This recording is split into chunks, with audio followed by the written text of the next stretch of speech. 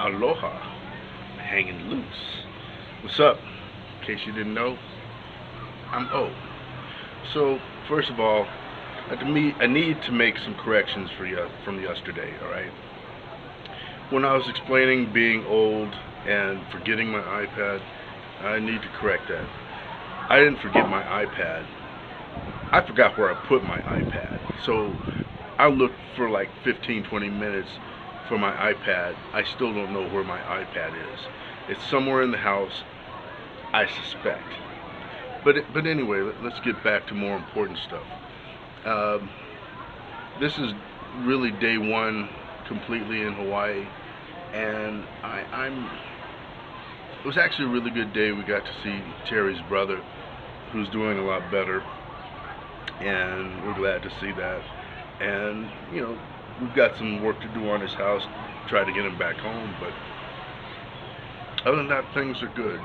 But as I said before, I wanted to talk about being old. And actually, let me back that up a bit and talk about some disrespect of some younger people. Not all younger people, but I've worked in film production for 30 years. I have a friend who's worked in production maybe a little longer than I have. All right, and a kid told him one time, "It must suck to be so old and not know anything." It's like, what?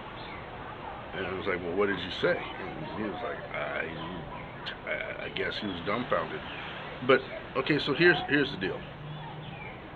We've all been there. I was young and dumb too. But our generation had a thing called a filter, and sometimes we held. I mean, it's not really important that everything that you think comes out of your mouth, and that's something that we learned. And I'll never forget. We were working Tom Waits' concert at the War Memorial in San Francisco, and I had been there for like 2 or 3 days with the #1 camera, and then the night of the concerts, we had 6 or 7 cameras. So I ended up being like the head loader, um, head second assistant. Anyway, long story short, there's a bunch of camera assistants sitting at this table having this camera conversation when all of a sudden this fucking theater rat was sitting at the table behind us, decided to butt in. And seriously, in my mind, I'm like, who the fuck does this guy think he is, to butt into our camera conversation? I'll tell you who that guy was. It was a guy named Dave Myers. So those of you in the Bay Area film industry know who I'm talking about. I told this story to some other people the other day, and they knew who I was talking about before I mentioned his name. Dave Myers was like the grandfather of cinematography in San Francisco. Every cameraman on that shoot had learned from Dave Myers. Now, luckily, I kept it to myself. I didn't blurt that shit out. And what's ironic is 2, 3 years later, I end up at a rental house, and in walks Dave Myers. And I walked up to him and I said hello, and I had to share the story with him. And we both laughed at it because it was some funny shit. But it was funny then when there was nobody else around. It wouldn't have been funny if I would have blurted that shit out in front of everybody else.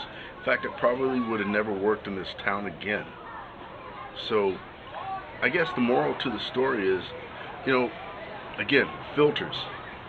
Just because you know something, just because you think something, doesn't mean it has to come out your fucking mouth.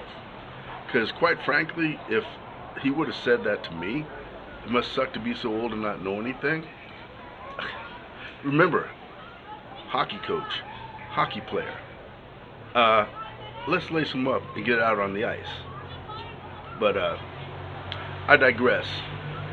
You guys have a great day, and I don't know if that was worth anything to anybody, and hopefully some young people learn, but hey, old folks, like If you know some things, you know, like you've run into similar experiences, please share it, because these young, how do we call them? See, but okay, I don't want to completely disrespect them, because that's a mistake too. But these filterless, stupid motherfuckers really need to learn something, and if you can share some knowledge with them, that would be just great. So until then, hang loose. Aloha, mahalo, and ili iki waka aki. I don't know, other shit. Whatever. You guys, I'll talk to you later. Peace.